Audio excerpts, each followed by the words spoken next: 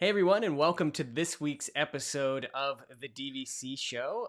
Coming to you from our house this week, it is me, Paul, and my lovely wife, Amy, and we are joined by the wonderful John Sakari, aka Big Fat Panda. How we doing, Panda?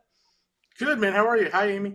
We're doing very Hello. good, very good. Happy to be here, and today we thought we'd sort of go through some first-time member DVC questions. So we know that Panda is sort of the newest person that's drank the Kool-Aid, so to say, and joined us in the DVC world. So we're gonna be asking Panda for some questions related to, what kind of things did he wish maybe he knew when he purchased, and some of the first-time questions that maybe he's asked himself since then in booking a reservation or things like that.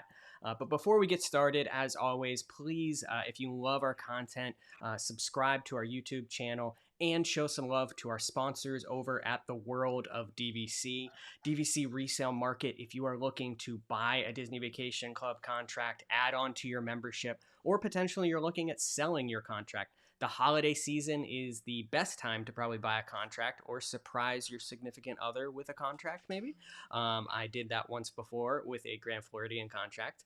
If you're looking for a way to finance that resale purchase, head over to monerafinancial.com.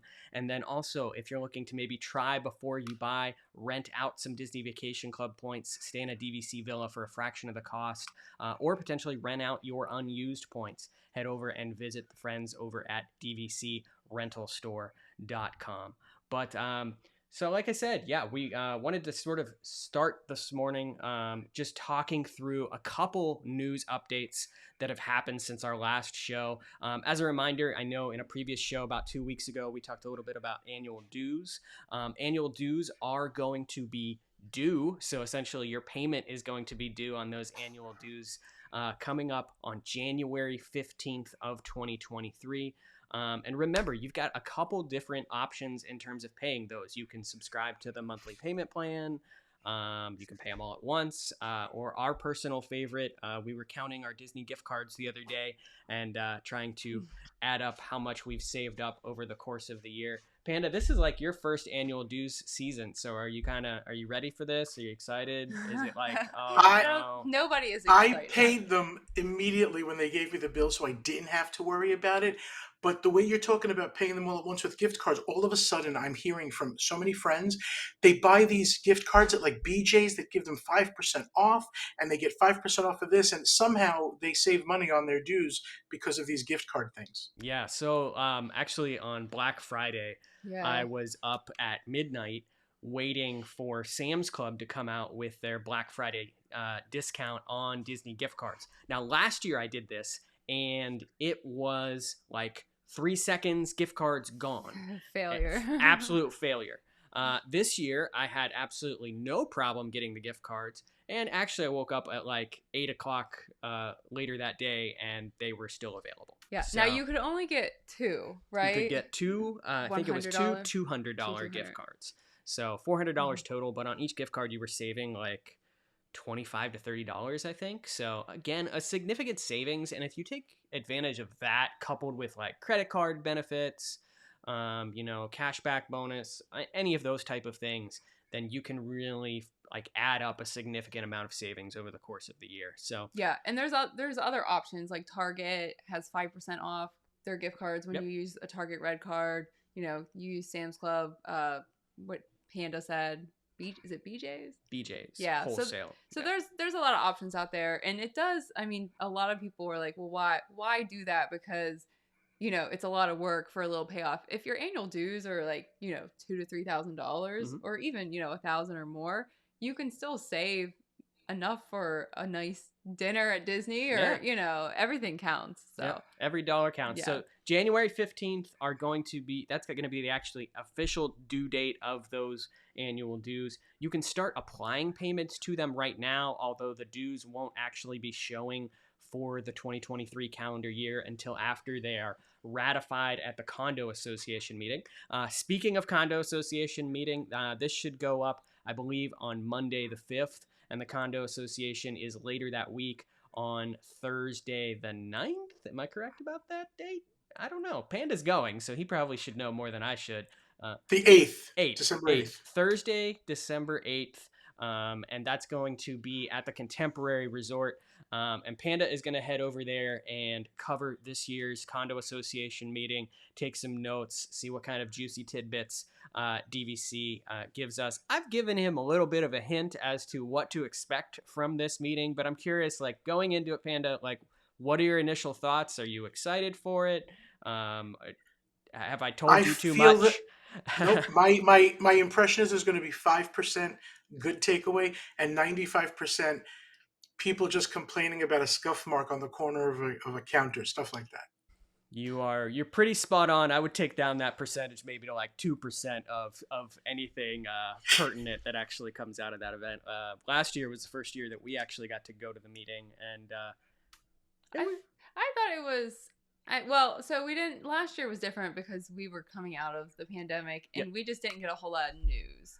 And so I'm hoping for a little more like news on what's upcoming for DVC this year. And I think that that's a large possibility because things are just progressing a little bit better.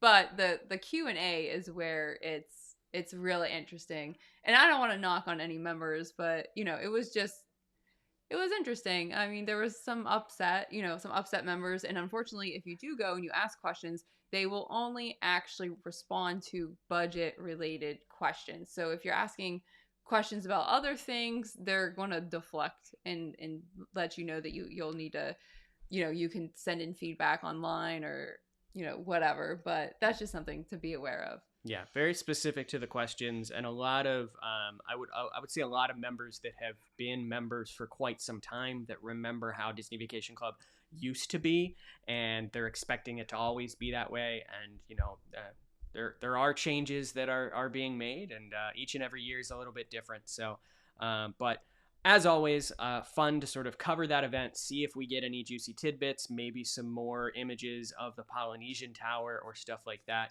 So Panda is going to be covering this year's event. We'll put together a little bit video and maybe talk about it on a upcoming show in a couple weeks or so. And last but not least, 2024 Disney Vacation Club point charts actually released last week, and I don't think really anything earth-shattering with these. This was the first time in several years that we've not seen any major changes. So if you remember, several years ago, DVC made that switch to a 7-season system in which there are 7 travel seasons in the point charts. And there's been sort of a shift to get that fully to where they want it, making certain times of the year a little bit more expensive, others a little bit less expensive, just moving those points and shifting them from year to year. But this was actually the first year that's kind of all settled out. And outside of, your traditional holiday changes of like Thanksgiving, Easter, things like that, it was pretty much non-controversial, which is unusual for point charts, at least since we've been covering them here the past few years or so. Anything with point charts that you noticed? No, and I checked some time periods that kind of matter to us. I know that we, for Grand Cal, that we like that September we can get 4 days in September for 68 points, which is exactly what our contract is, 68 points, and it was exactly the same. And most of the members on DVC Fan who checked regular stays that they are typically doing, those didn't change for them. So, there are usually little changes here and there, but there wasn't anything that was like overly noticeable. Yep. So that was just a couple news highlights that we wanted to put at the top of the show here. But Panda, you have been a Disney Vacation Club member now for 4 months, 5 months. I feel like I think 4. 4 months. Okay, Feels like 4. Yeah, it feels like forever. I mean, 4 months seems like 7 years in my life anymore. But tell us a little bit about like your experience so far as a member. What you've been happy with, what you kind of wish you knew. And we've sort of come together with like a list of questions that we will go through here of just some like new member tips and some things that maybe you wish you knew as a new Disney Vacation Club member. So Panda, how has Disney Vacation Club treated you so far? For the most part, it's been pretty easy. And I say that, but I feel like I cheat a little bit because I do these shows with you guys, and you guys taught me so much, which got me really interested in buying DVC. So I kind of, I'm kind of cheating the system a little bit that I had some good information from both of you before I went into it. That being said, the whole buying process was weird. We talked about that on another show, but I just expected to like sit down with a human and be shown things. And it was very virtual. Everything was like, okay, you know what you want. Let's just send you paperwork and we'll take care of it all online. So that whole process threw me. Things that happened to me that I think I utilized Amy for. And I was like, Amy, what's going on here? Where I remember my first payment. First of all, right now, by the way, just so you know, after everything's done, I live and die by the dashboard. I think I think we all do. Is that true, Amy? Do you live and die by your dashboard? Pretty much. It's where you go for all of your information and all of that kind of fun stuff. So it's I don't know how many times a day I log into my DVC dashboard, but we're on there. We're on there quite frequently, especially if we're looking for that perfect reservation or something like that. Yeah, it just depends on if we're in the search mode, like looking for something, but They, definitely. they they kind of tempt you with that search button right there. Like even if you're not looking to book anything, you're like you have to click it. But I remember when I got my first bill, it was like maybe $200 more per month than what I thought my monthly payment was going to be. And I remember panicking a little bit and thinking, did I miss something? And I called Amy. Amy had looked at it and then looked at my, I think it was the amateurization chart and showed me it's going to be after that one payment, the number I thought it was going to be. And we figured out that that was the leftover of the closing costs that I had. So most of my closing costs were covered from your Dream It Forward referral that you gave me, which if anybody's going to buy it, get somebody's Dream It Forward credit because I think, is it still available, that $500? Yeah, yeah. So anybody can get a code from an existing member. So if you have a family member or a friend, or someone that you know personally that is a member, just ask them to log into their dashboard and look for the Dream It Forward. It's kind of hard to find, but it's in there in the menu somewhere. You can always like Google DVC Dream It Forward and it'll take you to that page. It'll just make you log in first. What you get is like a code. You either get like a code or I think it's like a link that you can send to someone, or I think you can send them an email maybe. And so that's what we did for you. And so when you use that, I think you used it to like sign up to be contacted. That connected you with us as your referrer. And then once you purchased, then we got a $150 dining gift card, which was really nice.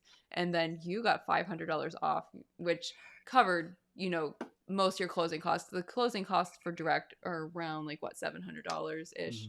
So yeah, so that's what that was your closing costs that you had left to pay that were rolled into your first payment.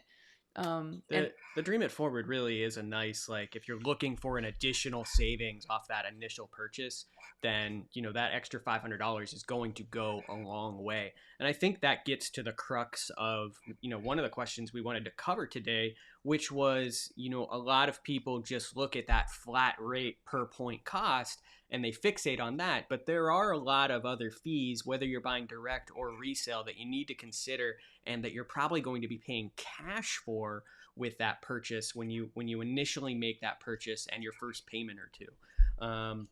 The lovely lady here at Monera Financial, you are the expert when it comes to those closing costs and those added sort of payments and stuff. Yeah, like so that. I think there's a lot of confusion for new buyers, and even when we first started out, we didn't really quite understand like what are the costs associated with buying DVC.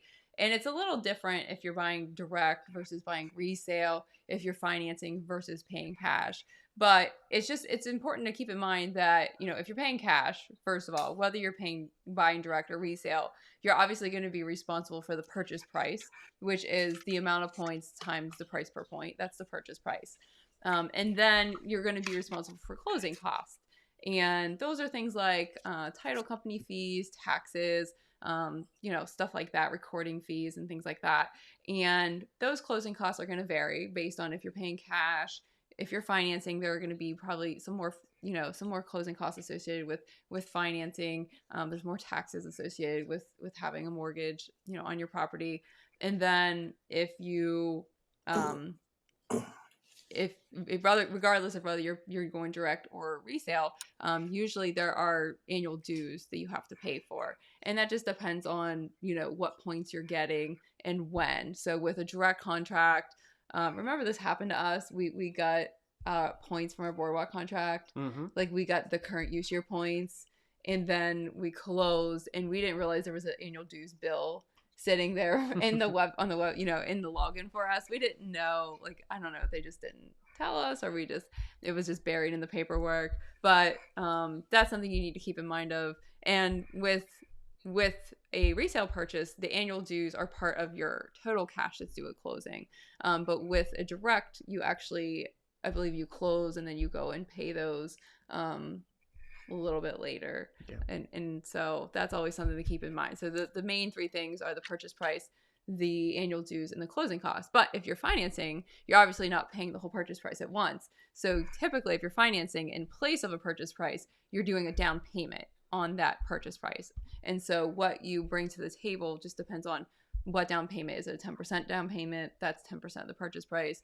Is it 5%, 20%? So those are just the main three things that make up the cost of what you have to purchase. Yeah, and I think it just points to the fact that when you are purchasing, whether you're purchasing direct or resale, really look at what are those total cash costs that you're going to have to bring to the table on that contract. Because Panda, I have to imagine, they say that they explain these things, but yeah, let's put that in quotes. It's explain is sort of they gloss over it and they have you sign over on a piece of paper that you read it and you know what it says. But honestly, I think that it's better on the resale side of stuff, because you do have someone, if you are financing with like Monera, or if you're working with a title company, that's what those companies really are there to do. When it comes to Disney Vacation Club Direct, Panda, I have to imagine it's just like bada bing, bada bang. Give me your money. If you ask something specific, they are really forthcoming, but they're not going to offer you that information. Yeah. And at some point, we'll get into it, like the Riviera resale restriction. If it wasn't for what I do with you guys, I wouldn't even know there was. Nobody ever said, hey, just so you know, this works differently than other things if you decide to resale. That was never even brought up. Yeah. By the way, I had an epiphany as I was just listening to you now. You know how I told you I took care of my dues and I paid them? I think I probably paid the dues for the last year, Yeah. not the year coming up, because they gave me the points. Nicely played, Disney. Yeah, you did. You paid 2022. Yeah. So 2023 actually won't be available to pay until like the January. Correct. They don't put them out until closer So to the January 15th date. If you have like gift cards and stuff like that, and I tell people this all the time, like if you're still looking for a Christmas gift idea for yourself to tell one of your loved ones, just tell them Disney gift cards, because it's the perfect annual dues present. Yeah, and I do want to point out though that if you are paying with a gift card or a credit card, that is for when you pay them all at once. Yes. In January. If you are spreading them out throughout the year, they take the whole thing and they divide it into 12 monthly payments. They don't add any interest or anything like that, but you are required to, I believe, set up an auto pay through your checking account in order to pay those. But a little secret that this worked as of last. It can always change. Yeah. But so you'll have that auto debit, and let's say it's like on the 15th of every month, and it has to come from your checking account if you're doing the monthly dues. If you go into your account and you manually make a payment early, you can make that payment with a gift card or a credit card, and it will zero out the dues that are owed. So if you make the full annual dues payment like on the 10th, that's due on the 15th, it'll zero out and not charge you from your bank account on the 15th, and then you effectively were able to use a credit card or a gift card, and you can go in ahead each month and do that, but it requires a little more work on your part. Yep, you're just going to have to set that reminder or something like that for whatever that couple days before that due date every month, and go in and do that gift card payment or do that credit card payment. But honestly, if you're looking to spread it out that way, that's still a better way to go, because you could put it on a credit card, get those credit card points and stuff like that, then take those credit card points and get Disney gift cards and get yourself ahead for the annual dues for the next year. So tips for you, Panda, as you embark on your annual dues journey. But you had a nice segue in there to one of our next topics that we wanted to talk about, which was resale restrictions, or just general restrictions related to how you can use your Disney Vacation Club points. And these mainly focus around resale purchases, but they really came about when Riviera came on board. And it's been a while since we've sort of recapped what the resale restrictions are. So I thought it would be good if you are a new purchaser or someone looking specifically at Riviera. Some of these things are very important to know. So focusing around Riviera Resort specifically, if you buy Riviera Resort direct from Disney Vacation Club, there are no restrictions in terms of how you use your points right off the bat. So Panda doesn't really have any restrictions on his Riviera contract currently. He can use that at all current Disney Vacation Club properties and all future Disney Vacation Club properties. So no restrictions in terms of that initial direct purchase. Now, let's say that down the road, Panda decides he wants to sell that Riviera contract to someone else, and Amy and I are the purchasers of that contract. If we were to purchase that Riviera contract from Panda, those points, and it's called Riviera resale restrictions, essentially, is how it's focused. Those points then can only be used at the Riviera Resort. They cannot be used at any other Disney Vacation Club property as of that point, once it is sold from that initial purchase. So that's really what was new with Riviera when it came on sale. We've not yet seen those restrictions implemented at any other resort. So we didn't, being that Grand Floridian was the same condo association, they could not implement those over there when Grand Floridian went on sale. I think the new test of this is going to be the Disneyland Tower, is what they're going to do with the Disneyland Tower. Now, taking those resale restrictions a step further, another thing that you should be aware of is that if you are to buy into one of what we would call the original legacy resorts, I think it's like 11 resorts. 14. Is it the 14? I think it's 14. I get the numbers wrong all the time. But if you were to buy into one of those original resorts via the resale market, then you can only use the points at basically all of those resorts except for Riviera and any future resorts that would go on sale through Disney Vacation Club. Yeah, well, the future resorts is an assumption.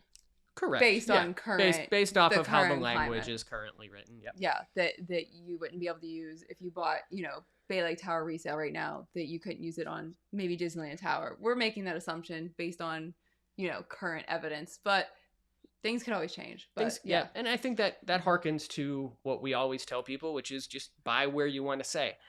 Buy where you want to stay. Buy where you want to stay, and buy whatever resort you fall in love with. And I think that's a testament to how we started out as members. We really loved Animal Kingdom Lodge. We wanted to own points at that resort, and it's just the savings that comes from buying a resale contract should not be negated over these restrictions. There's a tremendous value in purchasing those. And if you buy where you're going to want to spend the next 20, 30, 40, 50 years of your membership, then...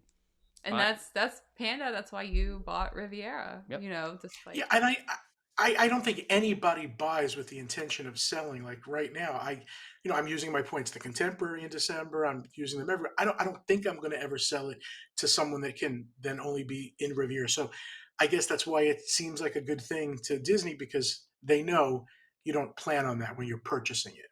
Yep.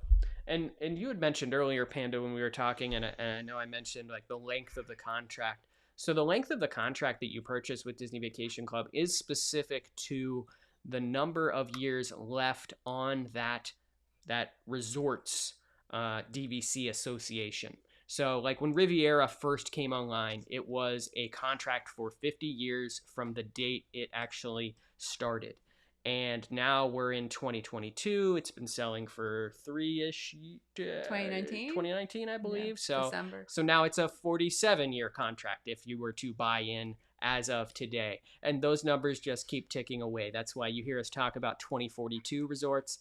Those are going to be the resorts like Boardwalk, Beach Club, Boulder Ridge, Old Key West. Those resorts are going to be coming up on their expiration date within the next 20 years. And so that's something that people are starting to look at. Am I buying this property? Am I okay with just owning it for the next 20 years? How does that affect the value? All of those things should be considered. But I know, Panda, you mentioned you sort of had had a little bit of a confusion with that when you would originally purchase, because we do say 50 years pretty frequently. Yeah, I think I was under the impression that just when I bought, doesn't matter where I bought, I was going to get it for 50 years. Mm-hmm. I didn't know that had anything to do with that condo association time limit. Like right now, if you bought at Old Key West, you're saying it's 20 years. I didn't know. I thought everything was 50 years. I'm just learning that now. Yeah, Old Key West is actually, so Old Key West was written as originally being deeded at 2042, but then actually went through an extension at one point where members could choose to purchase a 15-year extension, pushing that out to 2057. Now, you can read articles we've published. We've talked about this on other shows. We should probably just do a whole like 2042, 57 show at some point.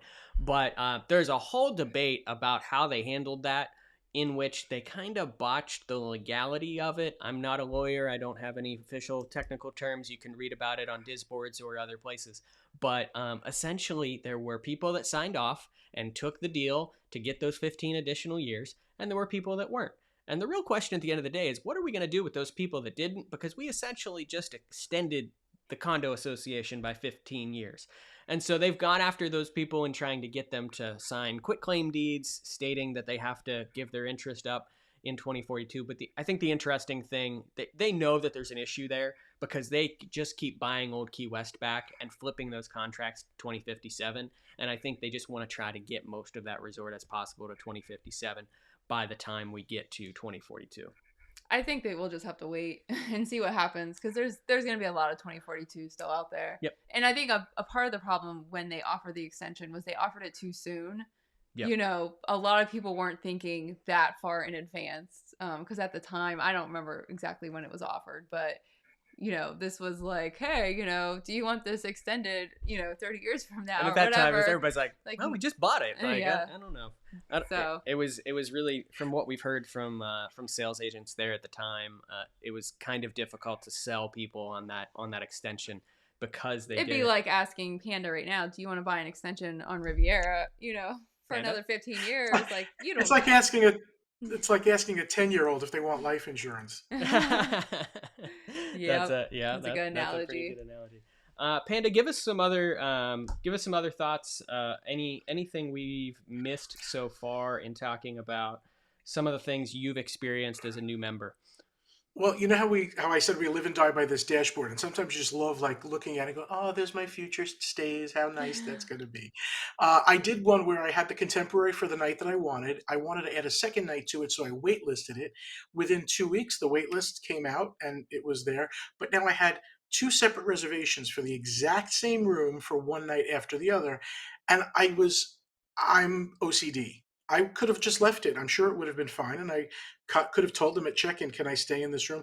I didn't want to go through that. And I thought, I don't like having two reservation numbers. I wanted one. So I call Amy. Amy tells me you can contact them. It's not automatic, and they'll combine them. Sure enough, I chatted them up instead of waiting on hold with DVC, used the chat. And it took 2 weeks. So it's a process. They send in a form, and then all of a sudden it became one reservation. So that was nice to know. I would not have known that. Yeah, it's, you know, it's weird how that's changed though. So we've actually had it happen automatically for us, where they combined it together without us having to ask. And then there was a period of time where you could call or chat and they would just do it on the spot. But a lot of that's changing. I don't know if it's as they bring in new member service people and, you know, they don't train them all on the same or the way they used to, or I don't know what's changed about that. But you're right. So we had that happen to us very recently, and we had to combine two stays, and it took like I think ours was like over 2 weeks. Mm-hmm. And you keep checking, and you're waiting for it to get fixed. But yeah, it is. I guess you just have to have a little more patience now, because it does take longer. Yep. And I think also use the waitlist function. You know, we were just talking to some people the other day about waitlisting and about the process of waitlisting a stay. And, you know, waitlists do come through. So don't think like it's rare, but we've had it happen a couple times. I think we've had probably like 65% of our waitlist come through. That's a specific percentage. I was like, it's more than half, but it's not quite 75. So went with that. I think if it's 1 or 2 nights, you're probably, the percentage is higher. It's going to get confirmed than if it's 4 nights to a week. It's probably much harder to get. Yeah, and also Absolutely. like when you do make a wait list, you've got to be a little bit strategic about what you're waitlisting. Like, don't try to waitlist the value studios at Animal Kingdom Lodge. The odds of that coming They through do are though. they do, but Sometimes. it's slimmer than if you Yeah. are just trying to get that stay on property and get on property. Like, do a Saratoga or something like that. Yeah. Do something that you know has a lot more rooms and a lot more availability. Mhm. Animal Kingdom Lodge is not a bad wait list if you do like a standard studio or something like Yeah. that, but at Kidani, because it is a bigger resort. So, Obviously, checking on your own is going to, if you're checking on your own and you're checking often, you probably have a higher likelihood of finding something. But waitlists do work, so still set that waitlist, especially since you're not going to be checking all the time. And actually, so someone on DVC Fan, this stuck out to me because I just saw it, had an 8-night beach club reservation waitlist come What? through. Yeah, it just happened. Wow. Yeah, and I was like, oh my gosh. So that's it's possible, it is. So definitely give it a shot. anything's possible. Take Yeah. advantage of the wait list. You can have up to 2 wait lists at one time within the system. So be strategic about that. Per membership. Per membership. Yeah. Which, Oh, and it can be for the same date, right? So let's say, like you said, Paul, you want the preferred view room. You can also waitlist the standard view for the same date and see which one comes up. You can. The big thing to keep in mind with a wait list is that it's not going to come and prompt you or ask you the question if you are looking, like if you have something secured already and you want this other type of category room or something like that instead. It's just going to take it and change your reservation. So always it asks it when you're filling out wait list, it'll say replace which stay, and you can say don't replace any, or you can choose from a list of already booked reservations you have of what it will replace. But normally from a points perspective, you probably want to do that replacing so that you're not pulling additional points. It just depends on what depends on what your strategy with that wait list is. If you have nothing, then you don't need to replace anything. Like you're just trying to book that the first time. But so waitlisting, take advantage of it if you are a new member. Something that I sort of wrote down on our list today, just a question that I get very frequently is confusion surrounding a use year. So I'm going to use whatever use year Panda throws out there as his use year as an example. So Panda, when we say the words use year, and I don't know why they use the term year, like it really should be categorized as like use month, I think is probably putting into a better framework, because everyone's always like use year 2022. No, that it is the month that you receive your points. So, there is a variety of different use years in which points are assigned based off of the calendar year. So, for example, Amy and I, our primary contracts are all a February use year. And that means that February 1st of every year, we get our yearly allotment of points within our account. For our Grand Cal contract, it is October. So September. We've not had that contract long enough for me to remember.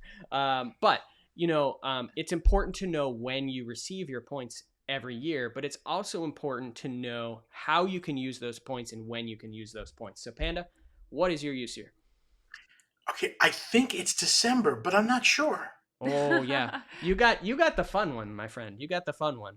December is a use year, and I always tell people, if you think that January is your use year, it is not a use year. So you need to go back to that lovely dashboard that we talked about earlier, and it will actually tell you. It'll say like August 2021 points or August 2022 points or whatever that specific month is that is your use year. So for Panda's dashboard, it's saying like I've got December 2021 points. This is how many points I have left. Now, the thing for Panda that's confusing is that he is just now getting his yearly allotment of points for 2022 as of December 1st. I don't know that I like that term, though, because you don't have to... See, so it's a common misconception that you have to wait until... It's important to understand how that's treated within Disney's system. Yeah. So when you think of points, you need to be thinking of what points do I have available to me as of the day of check-in of that reservation, not as of today. So, Panda has a December 2022 use year. That doesn't mean that he's been sitting around waiting to use those 2022 points until December 1st rolled around. He could have used those points 11 months in advance of that December that December timeframe. So he could have actually started using those points, January of last year, if he was booking after December 1st of 2022. Does that make sense? No, I'm just confusing You've people. lost me, and I know I understand you, sir. You always just have to think about how many points do I have available to me on the day of check-in of that reservation I'm looking to book. And if I have points available to me at that point, I can probably book that reservation today. And I don't have to wait for those points to become available. So let's say that you're looking to book something out in June of next year. It's not a question of I've got X amount of points available to me today. It's a question of how many points do I have available to me on June 1st or whatever that first check-in date of that reservation is going to be. So for us right now, we've not gotten our 2023 points in terms of our February use year points. But if we were to book something for June of next year, those points are good. We could borrow from 2024 at that point.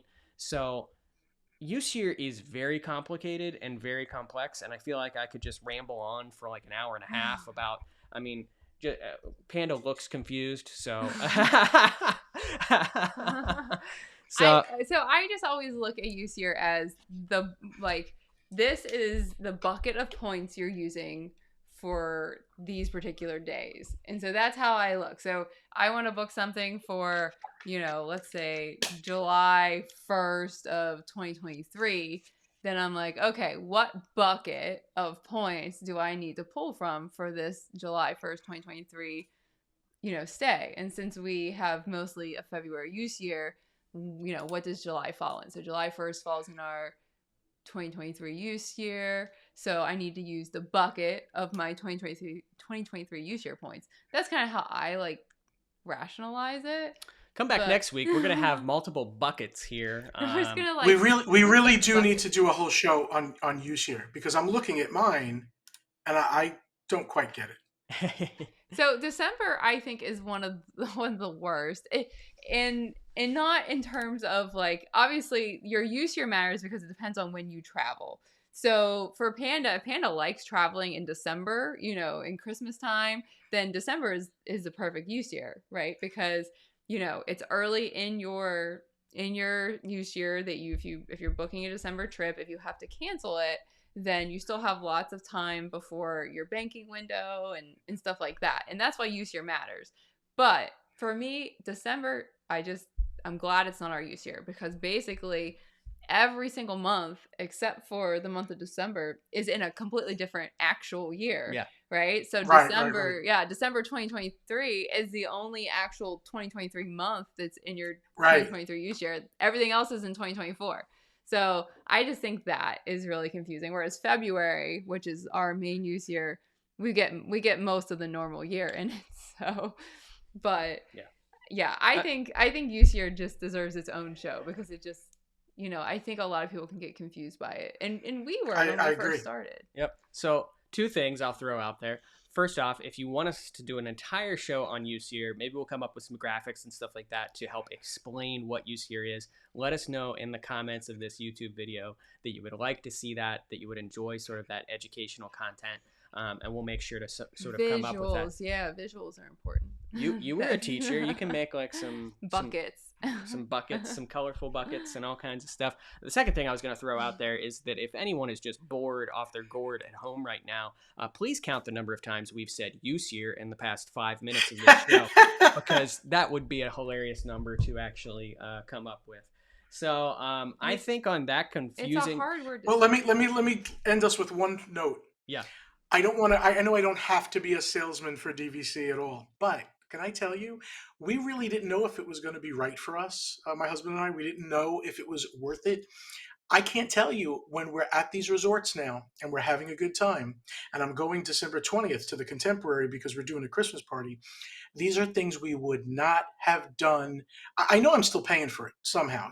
I think after a certain amount of years, of course, I'm going to get my money's worth, and it's going to be about savings. But right now, I know I'm paying for it, but it feels like I'm not. I would not pay $500 and $600 a night for these resorts Mhm. off the cuff. But because I'm booking it now, and I have something booked for December, something booked for March, something booked for July, it's really given us this freedom to like enjoy the resorts again. It's a completely different. It's a great thing. I'm loving it. Yeah, and I think for us, even as locals now, it's something where, a month or two ago, we were like, hey, we should start planning on how we want to use our points next year. And so we planned some birthday trips for Mhm. both of us, like 3 night stays at various resorts. We've got points set aside for when we hear about when Moonlight Magic comes out and stuff like that. So we can go up, spend a day up there. But it really just, it's amazing to know that you just have this bucket of points that you can pull from, and you don't really, you've basically paid for them already. Obviously, yes, you're still paying annual dues and things like that on the points, but it really is something that, even as a local, continues to not get old in terms of that. Yeah. Yep. So I think that's going to do it for us for this week's episode of the DVC show. Panda, thank you so much, sir, as always, for joining us. And Thank you. if you loved this show, please be sure to give us that big thumbs up, subscribe to our YouTube channel, hit that bell for the notifications, and also follow us over at dvcfan.com for all of the latest news and exciting stuff going on with Disney Vacation Club. And join us on the DVC Fan Facebook group or our new Instagram, where we're also chatting sort of like with all of our DVC fan community and talking about what we love about both Disney and Disney Vacation Club. So that'll do us for this week, and we will see you all next time.